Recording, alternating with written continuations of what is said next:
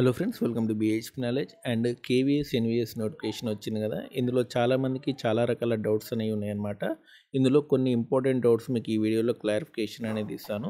Video ending వరకు చూడండి. And యువత ఫస్ట్ టైం నా ఛానల్ చూస్తున్నారు, తప్పకుండా సబ్స్క్రైబ్ చేయండి. అండ్ చాలామంది అడుగుతున్న డౌట్ ఏంటంటే, మేము కేవీఎస్ ఎన్విఎస్ రెండింటికి కూడా అప్లై చేయాలనుకుంటున్నాం, మేము రెండింటికి కూడా ఫీ అనేది సపరేట్గా పే చేయాలని అడుగుతున్నారు. అటువంటిది ఏం అవసరం లేదనమాట. మీరు రెండు పోస్టులకు అప్లై చేస్తే, ఒకవేళ మీరు కేవీఎస్లో టీజీటీ మ్యాథ్స్ అప్లై చేశారు, ఎన్విఎస్లో టీజీటీ కంప్యూటర్ సైన్స్ అప్లై చేశారు, అప్పుడు మీరు ఎక్స్ట్రా ఫీ అనేది పే చేయాలి. లేదు మీరు రెండిట్లో కేవీఎస్లో ఎన్విఎస్లో టీజీటీ మ్యాథ్స్కే అప్లై చేస్తే మాత్రం ఒక ఫీతోనే మీరు రెండు పోస్టులకు అప్లై చేసుకోవచ్చు. అదే రకంగా లైబ్రరీకి కూడా కేవీఎస్ ఎన్విఎస్ సంబంధించి రెండింటికి కనుక మీరు లైబ్రరీ అప్లై చేస్తే ఒకే ఫీ అనేది పే చేసుకోవచ్చు. అదే రకంగా మీకు జూనియర్ సెక్రటరీ అసిస్టెంట్ కూడా ఒకే ఫీ అనేది పే చేసుకోవచ్చు. ఎన్విఎస్ కేవీఎస్ కలిపి ఒకే ఫీ అనేది పే చేసుకోవచ్చు. లేదు మీరు డిఫరెంట్ పోస్టులకు అప్లై చేస్తే మాత్రం ఎక్స్ట్రా ఫీ అనేది పే చేయాల్సి ఉంటుంది. అండ్ సెకండ్ క్వశ్చన్ వచ్చేసినైతే మనకి టైర్ 1 టైర్ 2 ఎగ్జామ్స్ తెలుగు మీడియంలో ఉంటాయా ఉండవా అని అడుగుతున్నారు. ఒకటి గుర్తుపెట్టుకోండి, టైర్ 1 మీరు తెలుగులో రాసుకోవచ్చు, టైర్ 2 మాత్రం హిందీ ఇంగ్లీష్లోనే ఉంటుంది. ఓకేనా. టైర్ 1 అని మాత్రం మీరు తెలుగులో రాసుకోవచ్చు అనమాట. ఓకేనా. ఈసారి మనకి తెలుగులో కూడా మీకు ఇంపార్టెన్స్ అనేది ఇచ్చారనమాట. టైర్ 1 కూడా తెలుగులో రాసుకునే అవకాశం అనేది ఇచ్చారు. టైర్ 1లో మీకు దాదాపు న్యూమరికల్ ఎబిలిటీ కానివ్వండి, రీజనింగ్ కానివ్వండి, జనరల్ అవేర్నెస్ కానివ్వండి, అండ్ కంప్యూటర్ సంబంధించినటువంటి క్వశ్చన్లు కానివ్వండి, ఇవన్నీ కూడా మీకు తెలుగులో వస్తాయి. ఇంగ్లీష్ సంబంధించి ఒక 10 క్వశ్చన్లు వస్తాయి, మిగతా క్వశ్చన్లన్నీ కూడా మీరు తెలుగులో రాసుకోవచ్చు. అండ్ ఆ తర్వాత యూనివర్సిటీ ఆప్షన్స్ అనమాట. అండ్ చాలామంది ఆచార్య నాగార్జున యూనివర్సిటీ చేశారు, అంబేద్కర్ యూనివర్సిటీ, డిఫరెంట్ యూనివర్సిటీలో బిఎల్ఏసి అండ్ మీరు బీటెక్ కానివ్వండి, డిగ్రీ కానివ్వండి చేశారు. చాలామందికి యూనివర్సిటీస్ కనపడట్లేదు అనమాట. ఏం చేయాలంటే, మీరు యూనివర్సిటీ సెలెక్ట్ చేసుకునేటప్పుడు ఎనీ అదర్ యూనివర్సిటీ అనే ఆప్షన్ అనేది ఉంటుంది లాస్ట్లో, అది సెలెక్ట్ చేసుకోండి. ఓకేనా. మీ యూనివర్సిటీ నేమ్ కనపడకపోతే ఎనీ అదర్ యూనివర్సిటీ ఆప్షన్ అనేది ఉంటుంది లాస్ట్లో, అది సెలెక్ట్ చేసుకుంటే సైడ్లో ఒక బాక్స్ అనేది ఓపెన్ అవుతుంది. మీ యూనివర్సిటీ నేమ్ ఎంటర్ చేయమని అడుగుతుంది. మీ యూనివర్సిటీ నేమ్ ఎంటర్ చేసి సరిపోతుంది. అండ్ ఆ తర్వాత వచ్చేసింది మనకి fourth doubt, last year students apply చేసుకోవచ్చా. ఒకటి గుర్తుపెట్టుకోండి, మీకు రిజల్ట్ అనేది వచ్చింది, సర్టిఫికేట్లు రాలేదు. మీరు ఓ పని చేయండి, యూనివర్సిటీకి వెళ్ళి సర్టిఫికేట్లు తెచ్చుకోండి. ప్రొవిజనల్ సర్టిఫికేట్ అనేది వెంటనే ఇస్తారనమాట తత్కాల్లో. అది తెచ్చుకొని మీరు అప్లై చేసుకోవచ్చు. అండ్ మీరు ఎగ్జామ్స్ రాస్తున్నా సరే, ఎగ్జామ్ రిజల్ట్స్ రాకపోయినా సరే, మీరు ఫైనల్ ఇయర్ స్టూడెంట్స్ అయినా సరే అప్లై చేయడానికి వీల్లేదు. మీకు రిజల్ట్ వచ్చింది కానీ సర్టిఫికేట్ రాలేదు, మీరు ఎమ్మడే చేయాల్సిన పని ఏంటంటే యూనివర్సిటీకి వెళ్ళి తత్కాల్ అప్లై చేసుకొని ప్రొవిజనల్, అదే రోజు మీకు తత్కాల్ సర్టిఫికేట్ అనేది ఇస్తాడు అనమాట. ప్రొవిజనల్ సర్టిఫికేట్, మార్క్స్ మేము ఇస్తాడు, ఆ డీటెయిల్స్ ఎంటర్ చేసి మీరు అప్లై చేసుకోవచ్చు. ఓకేనా. కానీ లాస్ట్ ఇయర్ అంటే ఇంకా ఎగ్జామ్స్ కాలేదు, రిజల్ట్స్ రాలేదు, ఇంకా లాస్ట్ ఇయరే ఉన్నారు, అలాంటి వాళ్ళు అప్లై చేయడానికి కుదరదు. అండ్ ఓబీసీ సర్టిఫికేట్ అనమాట, లేటెస్ట్ ఓబీసీ సర్టిఫికేట్ మాత్రమే ఉండాలి. ఏప్రిల్ 2025 తర్వాత సర్టిఫికేట్ మాత్రమే ఉండాలి. ఓబీసీ సర్టిఫికేట్ అనేది లేటెస్ట్ది మీరు అప్లై చేసుకోండి.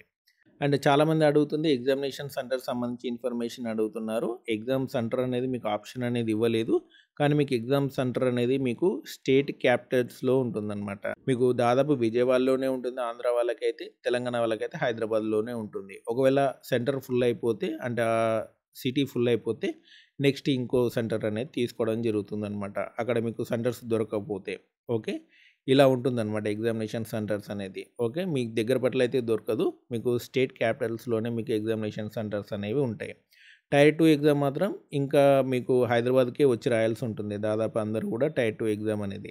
ఓకే. టైర్ 1 అయితే మీకు దగ్గరలో దొరుకుతుంది, స్టేట్ క్యాపిటల్లో దొరుకుతుంది, కానీ టైర్ 2 మాత్రం మీరు డెఫినెట్లీ హైదరాబాద్కి ఎగ్జామ్ రాయాల్సి ఉంటుంది వచ్చి. ఓకే. ఇంకా మీరు ప్రిన్సిపల్ కానివ్వండి, వైస్ ప్రిన్సిపల్ అయితే మాత్రం ఢిల్లీలోనే ఎగ్జామ్ రాయాల్సి ఉంటుంది. ఓకే. అండ్ చాలామంది అడుగుతున్న ఇంకో డౌట్ ఏంటంటే, టైర్ 1కి టైర్ 2కి మధ్య గ్యాప్ అనేది ఉంటుందా అని అడుగుతున్నారు. డెఫినెట్లీ గ్యాప్ ఉంటుంది. టైర్ 1 ఎగ్జామ్ అయినా 2 మంత్స్కి టైర్ 2 ఎగ్జామ్ అనేది ఉంటుంది. ఓకేనా. మీరు రిజల్ట్స్ వచ్చిందాకా వెయిట్ చేయొద్దు, టైర్ 2కి ప్రిపేర్ అవుతూనే ఉండాలి. ఫస్ట్ టైర్ 1కి ప్రిపేర్ అవ్వండి, ఆ ఎగ్జామ్ అయిపోగానే టైర్ 2కి మీ ప్రిపరేషన్ అనేది స్టార్ట్ చేయండి. 2 మంత్స్ అనేది ఉంటుంది. రిజల్ట్ మీకు 1 మంత్లో వస్తుంది, ఆ రిజల్ట్ వచ్చిన 1 మంత్లో మీకు ఎగ్జామ్ అనేది ఉంటుందన్నమాట. టైర్ 1 ఎగ్జామ్ అనేది డెఫినెట్లీ మీకు ఫిబ్రవరిలో ఉంటుంది. ఫిబ్రవరిలో పక్క ఎగ్జామ్ అనేది ఉంటుంది. ఒకవేళ మిస్ అయితే మార్చ్ అయితే 200% మార్చ్లో ఎగ్జామ్ అనేది ఉంటుంది. దాదాపు మీరు ఫిబ్రవరి ఫైనల్ చేసుకోండి, ఫిబ్రవరిలోనే మీకు ఎగ్జామ్ ఉండే అవకాశం అనేది ఉందన్నమాట.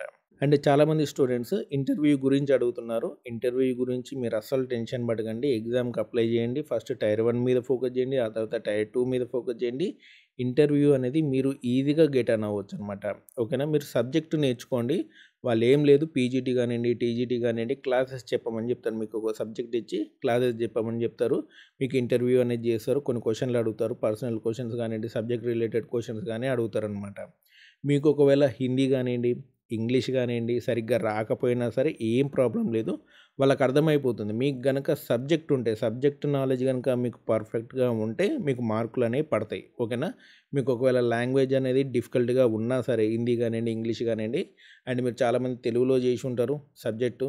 ఓకేనా? లైబ్రరీ కానివ్వండి, టీజీటీ కానివ్వండి, పీజీటీ కానివ్వండి తెలుగులో మీరు ఎగ్జామ్స్ రాసి ఉంటారు, నేర్చుకొని ఉంటారు. అయినా పర్లేదు మీరు ఎగ్జామ్ అనేది రాయండి, కష్టపడండి. ఇంటర్వ్యూ అనేది అస్సలు టెన్షన్ పడకండి. ఓకేనా? మీకు ఎటువంటి ఇబ్బంది అయినా సరే వాళ్ళు క్వెషన్స్ అనేది మీకు ఎక్స్‌ప్లెయిన్ చేస్తుంటారనమాట. ఓకేనా? మీ సబ్జెక్ట్ నాలెడ్జ్ ఏంటి? మీ క్యారెక్టర్ ఏంటి? అది మాత్రమే చెక్ చేస్తారు. ఒకవేళ మీకు లాంగ్వేజ్ స్కిల్స్ లేకపోయినా సరే, అంటే మామూలుగున్నా సరే, వాళ్ళు మిమ్మల్ని ఎంకరేజ్ చేస్తారనమాట. ఓకేనా? డిస్కరేజ్ అనేది చెయ్యరు. మిమ్మల్ని నేర్చుకోమని చెప్తారు. మీరు జాయిన్ అయ్యేలోపు అంటే మీకు రిజల్ట్ వచ్చి జాయిన్ అయ్యేలోపు మీకు స్కిల్స్ నేర్చుకోండి, లాంగ్వేజ్ స్కిల్స్ నేర్చుకోండి అని చెప్తారు. ఓకేనా? చాలా ఫ్రెండ్లీగా ఉంటారనమాట. మీరు ఇంటర్వ్యూ గురించి అసలు టెన్షన్ పడకండి. మీకు సబ్జెక్ట్ నాలెడ్జ్ ఉందా లేదా? మీరు డెడికేషన్‌తో వర్క్ చేస్తారా లేదా? మీ క్యారెక్టర్ ఏంది? ఇదే చెక్ చేస్తారనమాట. ఓకేనా? ఇవే చెక్ చేసి మిమ్మల్ని సెలెక్ట్ చేస్తారు ఇంటర్వ్యూలో. ఇంటర్వ్యూ అనేది ఓన్లీ 15% ఉంటుంది. అందరికీ మినిమమ్ మార్క్స్ అనేవి వేస్తారు. ఓకేనా? ఇంటర్వ్యూ గురించి ఎటువంటి టెన్షన్ అవసరం లేదు. సో, ఇంకేమైనా డౌట్స్ ఉంటే కామెంట్ సెక్షన్‌లో అడగండి. ఓకే. ఇవన్నమాట మనకి కేవీకి సంబంధించి, ఎన్‌వీకి సంబంధించి అండ్ ఇలాంటి అప్డేట్స్ కోసం మన ఛానల్ తప్పకుండా సబ్స్క్రైబ్ చేయండి. ఈ వీడియోని లైక్ చేయండి, షేర్ చేయండి. Thanks for watching.